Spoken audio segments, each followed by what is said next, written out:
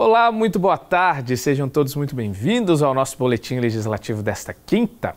E a gente já começa falando do trabalho dos vereadores, já que hoje é dia de sessão. Então, para te deixar por dentro dos debates em plenário, nós vamos adiantar para você detalhes sobre os principais projetos que estão na pauta de votação. É o que você confere agora. Entre os projetos da pauta da sessão desta quinta está o projeto do vereador Marcão da Academia, que autoriza a Prefeitura a disponibilizar uma pulseira com QR Code para identificar e garantir a segurança de idosos e pessoas com doenças mentais ou deficiências intelectuais que tenham restrição para a socialização em comunidade. Outro projeto do vereador Marcão pretende instituir um programa de alfabetização digital para quem está na terceira idade. Mantendo o tema na assistência social e saúde, consta na pauta o projeto do vereador Júnior da Farmácia, que prevê criar uma política de cotas e atendimento médico e psicológico para pessoas portadoras de vitiligo. O vereador Júnior também tem outro projeto na pauta. A ideia é formalizar um programa de ronda escolar que será realizado pela Guarda Civil Municipal em todas as escolas do município. Ainda na saúde, o vereador Renato Santiago é autor de um projeto que busca instituir um programa municipal para garantir atendimento a pessoas com distúrbios respiratórios do sono. Os parlamentares ainda devem apreciar o projeto do vereador Dr. José Cláudio, que obriga órgãos públicos e privados a cederem vagas em estacionamentos próprios para veículos oficiais que estejam em atuação de fiscalização e trabalho. Já na área da cultura, está a matéria dos vereadores Dr. José Cláudio, Dulce Rita, Robertinho da Padaria e Tomás Henrique, que declara de utilidade pública municipal o AFAM, o Instituto para o Apoio e Formação Artística Musical de São José dos Campos. Outros projetos da pauta são para a denominação de ruas na cidade. A pauta completa você confere no nosso site, no ícone Pauta das Sessões. E você está em busca de emprego aqui em São José? Se a resposta for sim, então acompanha comigo na nossa agenda de serviços as oportunidades oferecidas pelo PAT. O PAT, Posto de Atendimento ao Trabalhador de São José dos Campos, tem oportunidades de emprego para ajudante de açougueiro, aplicador de silkscreen, assistente de vendas, atendente, auxiliar administrativo, auxiliar de cozinha, auxiliar de linha de produção, auxiliar de serviços gerais, auxiliar mecânico, camareira, costureira, cozinheiro, empregada doméstica, faxineira, garçom, instalador de tubulação a gás, instalador de gás, jardineiro, lavador de veículos, manicure, mecânico de automóveis, mecânico de manutenção de bombas, montador de móveis, motoboy, operador de telemarketing ativo, pedreiro, projetista de imóveis PJ, repositor de mercadoria, representante comercial autônomo, trabalhador de manutenção de edificações e vendedor interno. Ainda há diversas vagas para o setor atacadista e também vagas para pessoas com deficiência no cargo de operador de telemarketing ativo. Para se candidatar é fácil, é só comparecer ao PAT levando RG, CPF, carteira de trabalho e o cartão cidadão. O PAT fica na Praça Afonso Pena, número 175, no centro. E vamos continuar a falar de oportunidades? A Fundasa abriu mais de 1.000 vagas em 8 cursos à distância em diversas áreas. Chance boa aí para quem busca qualificação. Para a gente saber mais detalhes sobre os cursos e o processo de inscrição, a gente vai chamar agora a repórter Tamires Vick, que está com todas as informações para a gente. Boa tarde, Tamires. Oi, Guerra. Oi para você que está assistindo a TV Câmara São José dos Campos. E se você está em busca de qualificação profissional, fica com a gente porque a notícia agora é bem bacana. A Fundasa está com novos cursos gratuitos, que vão desde fotografia, marketing digital, também tem na área de serviços, construção civil. Então, se você quer melhorar o seu currículo, está procurando um novo emprego, é bacana para você ir conferir então as informações. Tem todas as informações completas no site da Prefeitura, é o sjc.sp.gov.br. tve.gov.br. Lá você consegue fazer também a sua inscrição. E vale ressaltar, Guerra, que existem algumas vagas específicas para as pessoas que moram em São Francisco Xavier. Então a gente sabe que São Francisco é um local muito turístico, então existem alguns cursos na área de hotelaria, de turismo, para o pessoal que mora então em São Francisco Xavier. Lembrando que todos os cursos são gratuitos e a modalidade é EAD, então é à distância. Guerra, essas são as informações de hoje, é com você. Muito obrigado, Tamires. E o nosso país comemorou 200 anos de independência, um marco histórico para a gente como país, né? E São José dos Campos não ficou fora das comemorações e manteve a tradição do hasteamento da bandeira e do desfile pelas ruas da cidade. Diversas autoridades e vereadores compareceram à cerimônia.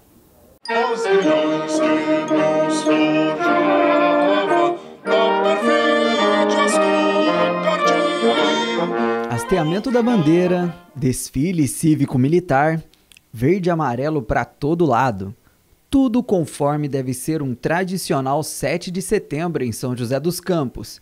Depois de 2 anos sem festa, os joseenses voltaram a celebrar a independência do Brasil e com a participação de muita gente importante, como os comandantes do DCTA, Tiro de Guerra, Polícia Militar, bombeiros, além de diversos representantes da Câmara Municipal e da Prefeitura. Para o prefeito de São José dos Campos, Anderson Farias, o Dia da Independência faz a gente refletir sobre nossos direitos e deveres como nação. Depois de 2 anos, infelizmente a gente não pôde comemorar o 7 de setembro, mas retomamos agora, dia 2022, uma data tão importante que é o 7 de setembro, que a gente possa comemorar aqui, hoje aqui na Avenida São José, fazendo essa comemoração da liberdade, mas mais do que isso, da nossa questão de deveres, dos nossos afazeres e do ponto de vista como cidadão. Isso que é o importante do 7 de setembro. Para que a gente possa construir uma sociedade, a gente tem que ter a formação de bons cidadãos. E é isso que o 7 de setembro representa. Para o vereador Robertinho da Padaria, a retomada das celebrações da independência é sinal de superação. Que bom, que estamos passando esse momento difícil de pandemia, graças a Deus. Momento difícil que o país passou, que o mundo passou, E agora, então, podendo comemorar o dia 7 de setembro, que é a data, eu diria, mais importante para o nosso país, Que foi uma data, eu diria, não só comemorar o dia 7, mas ela representa muito para nós brasileiros, que foi a nossa liberdade, a nossa independência. Uma data que ela tem que ser comemorada sempre e principalmente pelas nossas crianças, pelos nossos jovens, para que possamos ter um país com mais harmonia e com menos problemas sociais. E a população veio em peso aqui para a Orla do Banhado, viu? Tanto para desfilar quanto para assistir. Dá para ver que o povo joseense é bem patriota. E celebrar a independência também é celebrar a democracia. É o que destaca o vereador Milton Vieira Filho. Para ele, o 7 de setembro tem um significado a mais nesse ano por conta das eleições. Acredito que é um momento ímpar, um momento que vem para somar juntamente a festa da democracia que a gente está vivendo. Estamos às vésperas das eleições, comemorando o 7 de setembro, trazendo novamente ali o amor à pátria, trazendo a ideia de levantar, de erguer o nosso Brasil em meio à crise da Covid que vivemos, a crise econômica que passamos, essa recessão. Então acredito que o 7 de setembro ele vem para acalorar o coração do brasileiro, ele vem para erguer o brasileiro, dar um novo vigor, uma nova força para que a gente possa aí seguir até o próximo 7 de setembro. Assim como o ano de 2022, a celebração do 7 de setembro foi palco de muitos reencontros. Foi o que aconteceu com o Grupo Escoteiro Mantiqueira. Depois de 2 anos parados por conta da pandemia, o desfile marcou o retorno das atividades. Luciana e a filha Beatriz fizeram questão de participar. Trabalhamos agora eles para voltar, depois de 2 anos, muitos lobinhos são novos, até acostumar. Tem o pessoal da tropa que já tinha desfilado outros anos, para eles foi gostoso também voltar. Foi muito legal ter essa receptividade da população de São José, deles abraçarem a gente, ter essa abertura, ver o quanto o nosso trabalho é reconhecido. E muitos grupos receberam esse reconhecimento. Os militares da Aeronáutica, Exército e PM, os heróis do Corpo de Bombeiros, SAMU e Secretaria de Saúde, Os essenciais funcionários da Urban, que deixam a nossa cidade limpa e bonita. E as crianças, que são o futuro da nação e herdeiras da independência. E no clima dos 200 anos de independência, a gente aproveitou para fazer uma pesquisa histórica aqui na nossa região. Será que São José dos Campos chegou a receber a visita de Dom Pedro em algum momento da nossa história? Ou então, será que nossa cidade teve alguma participação nos eventos que culminaram na independência do país? Boas perguntas, né? Nós vamos apurar melhor essas questões e vamos responder agora nessa reportagem especial da repórter Tamires Wick. Neste 7 de setembro, o Brasil completa 200 anos de independência. E São José dos Campos, hoje, é uma cidade que é referência nacional e internacional. Mas e há 200 anos atrás? Como será que era a nossa cidade? Olha, 200 anos atrás, eu imagino que seria um povoado, né? Uma coisa bem insignificante, bem simples, onde tinha a igreja matriz, a rua principal ali. Tudo de terra, porque não havia nem asfalto naquela época, né? 200 anos atrás era apenas um povoado pequeno, onde se cultivava café, tinha estrada de trem de ferro, o trem de ferro era o único transporte que existia na época. As vias que tinha era estrada de chão, não tinha Dutra, não tinha... Hoje os meios que nós temos. Seria uma fazenda cafeeira, né, feudalismo, uma coisa bem antiga, assim, né, desenvolvimento quase nada, né, não dá para imaginar muito, não. Em 7 de setembro de 2022, o nosso país completa 200 anos de independência, um processo construído ao longo de anos, com a participação de diversos grupos e movimentações de cidades históricas. Mas será que vilas e aldeias menores também apoiaram e participaram da luta pela emancipação? Como São José dos Campos aparece nesta história? Bom, a resposta não é a que a gente queria ouvir. Segundo o fotógrafo e pesquisador Mário Lúcio Sapucaí, a participação de São José no cenário da independência foi irrisória, até porque naquela época, em 1822, nosso município, até então uma vila, tinha apenas 55 anos. Não teve nenhuma participação, inclusive quando o Dom Pedro, no seu itinerário da independência, no caminho que ele faz do Rio de Janeiro a São Paulo, ele sequer entra por São José. A estrada passava ao largo da cidade e ele não teve nenhum interesse, não teve motivo nenhum para adentrar nessa pequena cidade. Seguiu direto para Jacareí.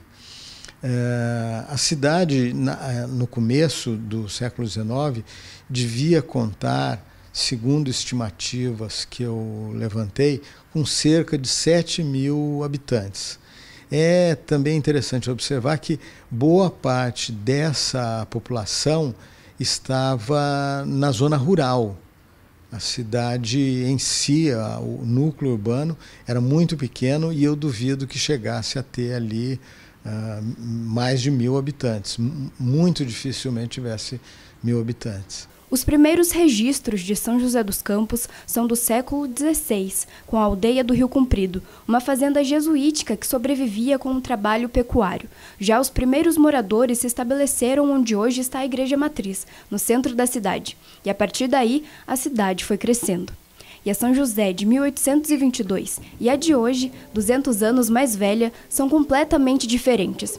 Nesse bicentenário, saímos de uma pequena vila sem tanta autonomia política e representatividade para um município que é destaque dentro e fora do país. Uma referência no ramo da tecnologia e inovação, exemplo para o desenvolvimento econômico brasileiro. Como conseguimos crescer tanto? Isso o pesquisador Mário Lúcio Sapucaí explica para a gente. O primeiro ciclo de importância econômica que a gente teve aqui foi um ciclo duplo de indústria e sanatório, né? Era uma fase industrial, a primeira fase industrial e a primeira fase sanatorial. Nesse ciclo foram decisivos os recursos estaduais que vieram para a cidade a fim de higienizar, né? Esse era o termo que se usava, higienizar o ambiente urbano, porque aqui era uma cidade que afluíam para cá os doentes de tuberculose. quando a tuberculose encontra seu tratamento, não mais através de internação, mas através do uso de antibióticos, isso a partir de 1947, entra em declínio essa fase sanatorial. E, concomitantemente, também alguns importantes fatores começaram a contribuir para o início da segunda fase industrial de São José. Ainda sobre o protagonismo da nossa cidade ao longo desses 200 anos de independência, o professor Fábio Monteiro nos revela: se em 1822 nosso município mal acompanhou os processos na luta pela liberdade política e administrativa, no século XX o cenário se transformou. E hoje, a nossa cidade tem sua parcela de contribuição para a evolução do país como nação independente e próspera. E é particularmente a partir da na transição de 1920 para 1930, efetivamente, ali no momento do governo Vargas, que existe um posicionamento estratégico da cidade de São José. É na década de 30 que ela se torna uma estância hidroclimatérica. E, portanto, a partir desse momento, os prefeitos ou eles têm que ser médicos ou então engenheiros. E é nesse momento, então, que a cidade de São José adquire esse papel, digamos, de vetor, né, de sanitarismo, ou então de projeção econômica, projeção política, entende? E aí, a partir desse momento, da década de 1930 em diante, a história de São José dos Campos, ela estaria intimamente ligada, aí sim, a uma história nacional. Né? E ela passa a ter uma projeção cada vez maior em todos os aspectos econômicos, políticos e culturais, seja com o estado de São Paulo, então também com a história do Brasil. No final das contas, São José dos Campos ainda não tinha aprendido nem a engatinhar quando a República foi proclamada. No entanto, hoje, caminha lado a lado com seus municípios vizinhos, fazendo parte da criação e da consolidação da identidade brasileira. Pode-se dizer que a nossa história, a história de São José dos Campos, de certa forma, então, praticamente nos últimos 50 anos, digamos assim, na nossa história mais recente, ela está intimamente ligada à história do Brasil. Seja pelo próprio desenvolvimento tecnológico, né, sobre o qual nós já falamos, seja por causa do ITA, por exemplo, do Instituto Técnico Aeroespacial, também por causa das outras empresas, indústrias, mas, sobretudo, também porque São José dos Campos sempre foi uma cidade acolhedora. E em que sentido? A gente sabe que São José dos Campos sempre absorveu muita mão de obra, muita expertise, muita inteligência do Brasil inteiro. Então também existe, digamos, esse intercâmbio, né? Ou seja, essa via de mão dupla, né? São José dos Campos contém, pode-se dizer assim, um pouquinho de Brasil, um pouquinho de toda a diversidade cultural, né? E também social do país, da mesma forma também que sempre soube exportar e produzir não somente talentos tecnológicos, mas também esportivos e também na área da cultura. Muito legal conhecer um pouco do nosso passado, né? E parte do que a gente discutiu nessa matéria também vai ser abordada na Conexão Cultura, no programa Conexão Cultura desta semana, que também vai apresentar para a gente um pouquinho do cenário histórico que culminou na nossa independência. O Conexão Cultura vai ao ar nesta sexta, às 2h30 da tarde. E vamos ver qual vai ser a previsão do tempo para a tarde desta quinta e também amanhã? A tarde desta quinta-feira terá sol entre nuvens, mas não deve chover. A máxima é de 29, com mínima de 10. Já a sexta-feira será ensolarada sem a presença de nuvens. A máxima será de 32 graus, com mínima de 15. Bom, e a gente fica por aqui com o boletim de hoje. Uma ótima tarde a todos. Muito obrigado pela companhia. Daqui a pouquinho, 2h30, hein? Não esqueçam, tem Hora do Esporte aqui na TV Câmara. Já amanhã, no horário do boletim, você confere o Semana Legislativa, o nosso telejornal com as principais notícias que marcaram a semana aqui na Câmara. Um abraço e até mais!